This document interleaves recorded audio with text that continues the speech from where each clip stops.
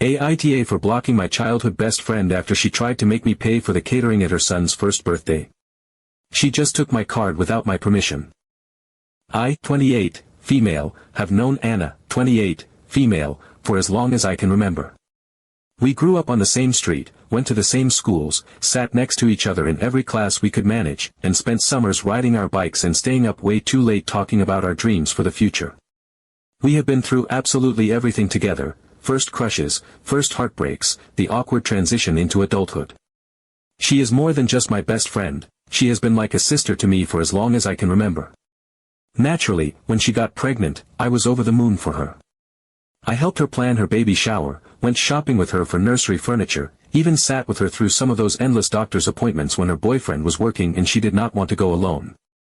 I did not hesitate for a second to be as involved as I could be, and honestly, I was genuinely happy to do it. I love her and I wanted to support her, especially in such a huge new chapter of her life. Things stayed pretty good for the first year of her son's life. We would have coffee dates where she would show me about 1,000,000 pictures of him doing what, to any outsider, would seem like completely normal baby stuff, but to her, was pure magic. I listened to her worry about nap schedules and teething, and I was there to lend an ear any time she needed to vent about the exhaustion and loneliness that can come with being a new mom. I thought everything between us was still solid. Then came her son's first birthday. I figured it would be a sweet little gathering, family, close friends, a few balloons, maybe a homemade cake. You know, the kind of party a 1-year-old is not even going to remember but that parents throw because it is a milestone for them too. But Anna had other ideas. She wanted a full-blown event. We are talking about a rented venue, professional catering, elaborate themed decorations, a balloon arch so big it could probably be seen from space, and even a bouncy house. It felt less like a birthday party and more like she was planning a miniature wedding. I was a little surprised but figured, hey, it is her kid's first birthday, and if this is how she wants to celebrate, then good for her.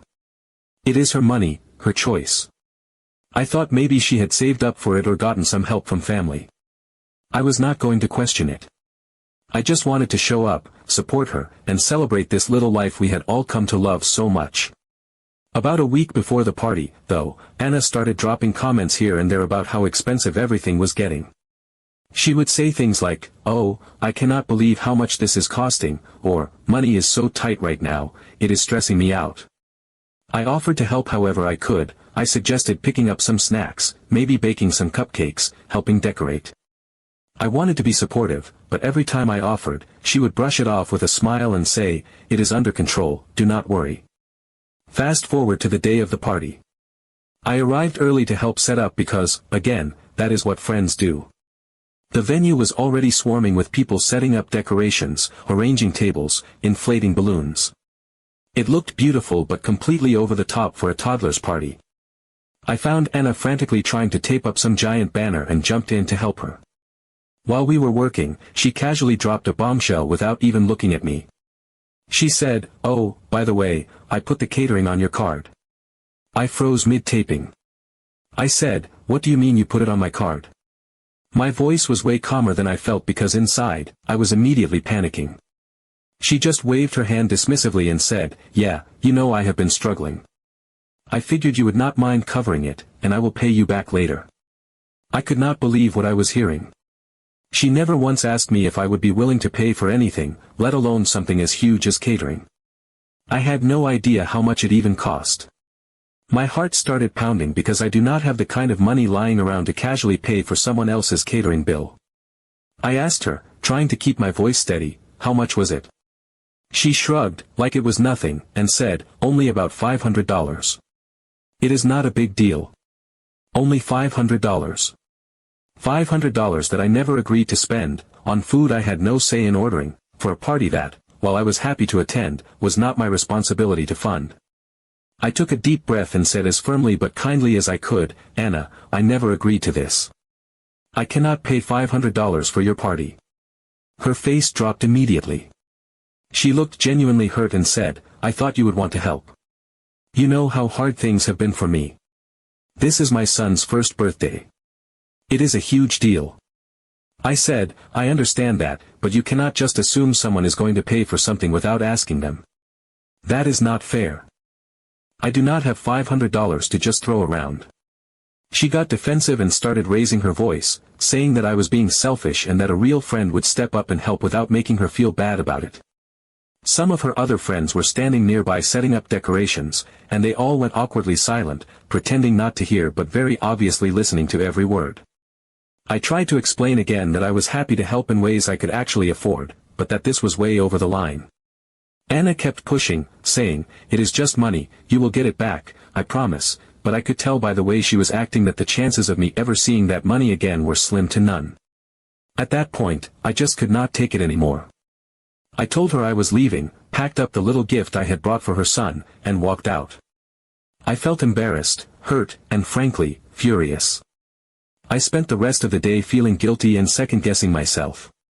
Later that night, my phone started blowing up. Anna sent me dozens of texts, long paragraphs about how I had ruined her son's birthday, how I did not understand what it is like to struggle financially, how I had abandoned her when she needed me most. I tried to respond calmly at first, explaining again that she had crossed a boundary, but she just kept piling on the guilt. After a while, I realized that no matter what I said, she was not going to see my side. She had already made me out to be the villain in her mind. So I blocked her. I could not deal with the endless guilt trips and emotional manipulation anymore. Since then, a few of our mutual friends have reached out. Some of them said they understood why I was upset but thought I should have just paid it to keep the peace. Others said that if I was really her best friend, would have helped her out without making a scene. One even said, "It is just money, you could have figured it out later." But the thing is, it is not just money. It is about trust. It is about respect. You do not make financial decisions for other people without their consent, and you definitely do not ambush them with a huge bill at the last second and expect them to just go along with it. I feel terrible that things ended the way they did. I hate that our friendship of decades is probably over because of this. But at the same time, I feel like I had no choice. If she thought it was okay to do this once, what would stop her from doing it again? So, I have to ask, am I the asshole for blocking her and walking away from the friendship? Or did I overreact? I honestly do not know anymore. Update 1. About a month after the party fiasco, when the sting of the whole situation had dulled just enough for me to think clearly, I unblocked Anna. I did it quietly, without telling anyone, mostly because a small part of me still missed her. After everything we had been through, it felt impossible to just erase her from my life entirely. I told myself that maybe we both needed time, that maybe once emotions cooled, we could find our way back to something resembling the friendship we had shared for so long. I missed the inside jokes, the late-night talks, the feeling of knowing someone who had literally seen every version of me and still stuck around. For a little while, things seemed fine. She did not reach out right away, and I figured that was for the best. It gave me space to breathe, to sort out my own feelings without the added weight of her expectations. Eventually, though, the messages started trickling in. Just casual things at first, memes she thought I would laugh at, a funny story about her son, a reminder of a song we used to scream-sing in the car during summer road trips. It was easy to slip back into old rhythms, easy to forget the ugly fight when she was being sweet and nostalgic. We made plans to meet for brunch one Sunday morning. I told myself it would be low stakes, just a chance to catch up, nothing too serious. She picked the place, a cute little cafe downtown that was known for its fancy lattes and overpriced avocado toast. I thought about suggesting somewhere cheaper, but I did not want to start another argument, so I went along with it. Brunch was nice enough at first. We talked about work, her son, little things. I could almost pretend that everything was normal. But when the check came, she patted around in her bag for a long moment before laughing and saying she must have forgotten her wallet at home. She said it so breezily, like it was no big deal, like of course I would just cover it. I told myself it was not worth making a scene. It was brunch, after all, not $500 in catering. I paid, but a little knot tightened in my stomach that did not loosen, even after I left. I tried to brush it off. Everyone forgets their wallet sometimes, right? It was just a mistake, not a pattern. Except that it kept happening. A couple of weeks later, she asked if I wanted to go shopping with her. She needed a new dress for a wedding she was attending and said she would love my opinion. It sounded innocent enough, and honestly, I missed the normalcy of hanging out, so I agreed. We wandered through the mall, laughing and chatting like old times. But as we were checking out at one store, I noticed she had slipped a couple of items into the pile of clothes I was buying for myself. When I raised an eyebrow, she just smiled sweetly and said, "You'll get this for me, right? I'll Venmo you later." I hesitated, caught completely off guard, but the cashier was already ringing everything up and people were waiting in line behind us. I felt too embarrassed to say no on the spot. So I paid. And, of course, the promised Venmo never came. That was when the pattern really started to become clear. Every time we hung out, there was some kind of expectation that I would foot the bill. It was rarely overt, never spelled out directly, but it was always there, lurking under the surface. A coffee here, a dinner there, movie tickets, little things that added up over time. If I tried to set boundaries, like making it clear beforehand that we would each pay for our own things, she would either act wounded and say she felt like I was treating her differently, or she would find sneaky ways to push the boundary anyway. One time, I told her up front that I could only cover myself at a restaurant. She agreed, no problem. But when the check came, she said her card was acting up and could I just pay for her now and she would pay me back later. I wanted to believe her, wanted so badly to trust that this was not intentional. But deep down, I knew better. The repayments never came. The apologies never came. And every time, I was left feeling guilty, like I had done something wrong by not being more understanding. It was such a slow, insidious shift that I almost did not notice it at first, but the more it happened, the more trapped I felt. Hanging out with Anna started to feel less like seeing a friend and more like walking into a trap I could not escape. I started making excuses to avoid plans with her, started feeling a pit in my stomach whenever her name popped up on my phone. It broke my heart because this was someone who had been part of my life for so long, someone I genuinely loved. But it was becoming clearer with every interaction that she no longer saw me as an equal partner in our friendship, she saw me as a safety net, a wallet, someone she could lean on without ever worrying about giving anything back. It started eating away at me, making me dread seeing her, which was heartbreaking given our history. Update 2. Eventually, after weeks of going back and forth in my own head, trying to convince myself that it was not as bad as it felt, I decided to bring it up with a few of our mutual friends. These were people who had known Anna almost as long as I had, people I trusted to give it to me straight without sugarcoating anything. I was almost hoping they would tell me I was overreacting, that I was reading too much into things. But when I hesitantly shared what had been happening, the brunch incident, the shopping trip, the repeated situations where I felt pressured into paying, their reactions told me everything I needed to know. One friend sighed heavily and said she had noticed similar behavior but did not want to cause drama. Another admitted that Anna had borrowed money from her in the past and never brought it up again, acting like it had never happened. Someone else shrugged and said, "That's just Anna, you know how she is." The more I listened, the more I realized that this was not a one-off thing. It was a pattern. And worse, it was a pattern that everyone had silently accepted because confronting it felt like more trouble than it was worth. Hearing all of that gave me a strange sort of clarity. It made me realize I was not crazy or overreacting. It was not about a few forgotten Venmo payments or the occasional meal. It was about the bigger picture, the erosion of trust, the feeling that my friendship had turned into a resource she could tap into whenever she needed something, without any thought for how it made me feel. I decided I could not keep sweeping it under the rug. We needed to have an honest conversation. I texted Anna and suggested we meet up for coffee. I picked a place that was neutral, casual, and public enough that things would hopefully stay civil no matter which way the conversation went. She agreed right away and sounded cheerful, like she thought this was just going to be another regular catch-up session. When I got to the coffee shop, she was already there, sitting by the window with a bright smile on her face like none of the tension from the past few months even existed. For a few minutes, it felt almost normal. We ordered drinks, chatted about small things, her work, my family, random little anecdotes. I kept waiting for the right moment to steer the conversation to the real reason I had asked to meet. Finally, I just took a deep breath and told her. Calmly, without blaming or accusing, I explained how uncomfortable I had been feeling lately. I told her about the pattern I had noticed, about how often I ended up covering for her without her even acknowledging it, about how I started dreading hanging out because I never knew what I was going to be expected to pay for next.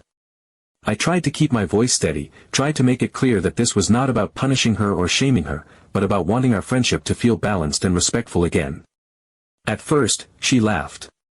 She actually laughed like I had just told her the most ridiculous joke she had ever heard.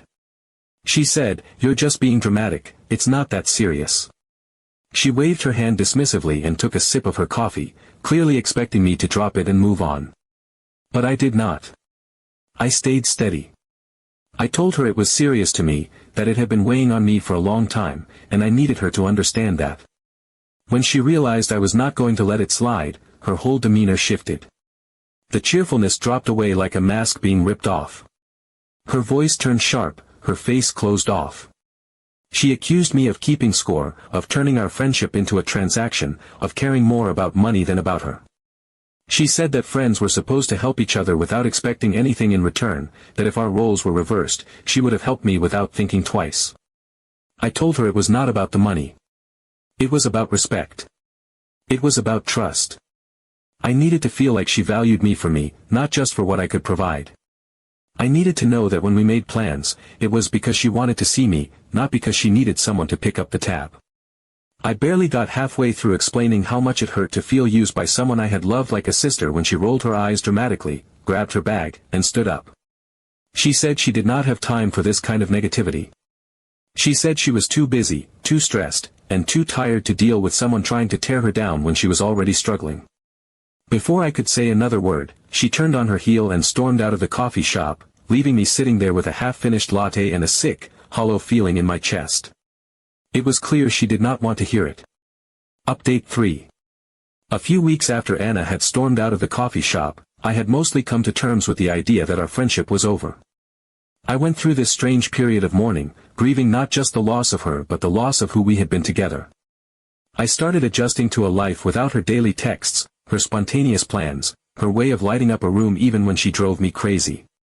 It hurt, but it also felt cleaner, less tangled with resentment. I told myself it was for the best. Some friendships are not meant to survive every season of life. Then, out of nowhere, I got a message from her. It was long, much longer than any text she had sent before, and right away I could tell it was different. It did not start with accusations or defensiveness. It was not full of justifications or guilt trips. Instead, it was an actual apology, raw and real in a way I had never seen from Anna before. She wrote that she had been feeling completely overwhelmed with everything, that becoming a new mom had swallowed her whole in ways she had not expected. She said the financial pressure had been suffocating, that every day felt like she was treading water and losing ground anyway. She admitted that in her panic, she had started leaning too hard on the people closest to her without realizing how much she was taking rather than sharing the load. She said she understood if I could not forgive her, that she would not blame me if I wanted to walk away, but she wanted to try to make things right if I would let her. I sat with that message for a long time. Part of me wanted to protect myself, to say it was too little too late, to close that chapter for good. But another part of me, the part that still loved her, that still remembered every late-night drive and every whispered secret, knew that real friendship is not just about being there for the good times. It is about finding a way through the hard parts too. I agreed to meet her again. Same coffee shop, same big windows and too loud milk frother in the background, but the energy this time was completely different. Anna was already there when I arrived, sitting stiffly at a table in the corner, looking more nervous than I had ever seen her. She stood up awkwardly when she saw me, like she was not sure if a hug would be welcome. I gave her a small smile and sat down. She apologized again, face to face this time, voice shaking just a little. She said she had been so wrapped up in her own struggles that she stopped seeing how her actions were hurting the people she cared about most. She said she hated the idea that she had made me feel used, that she had never wanted that, even if her behavior made it seem otherwise.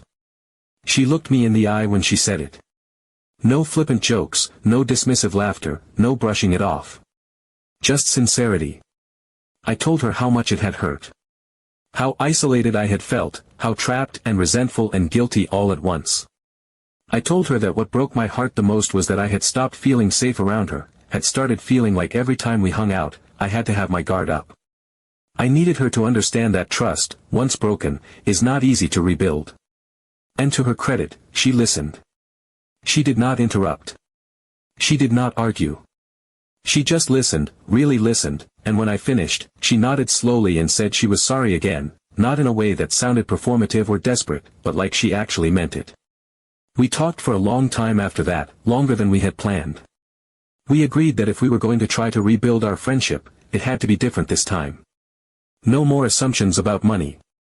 No more unspoken expectations. If either of us needed help, we would ask directly and accept the answer, even if that answer was no, without resentment or guilt-tripping. We promised to be honest with each other, even if it was uncomfortable. It was not like flipping a switch. Things did not magically snap back to how they had been before. There were awkward moments when I caught myself flinching internally if the check came at a restaurant or if she asked me for a favor. There were times when old habits almost slipped through, when I could see her start to fall into old patterns and then visibly stop herself. And I had to be honest with myself too, to admit that my trust was fragile and it was going to take time before it felt whole again. But little by little, step by step, we started finding our way back to each other.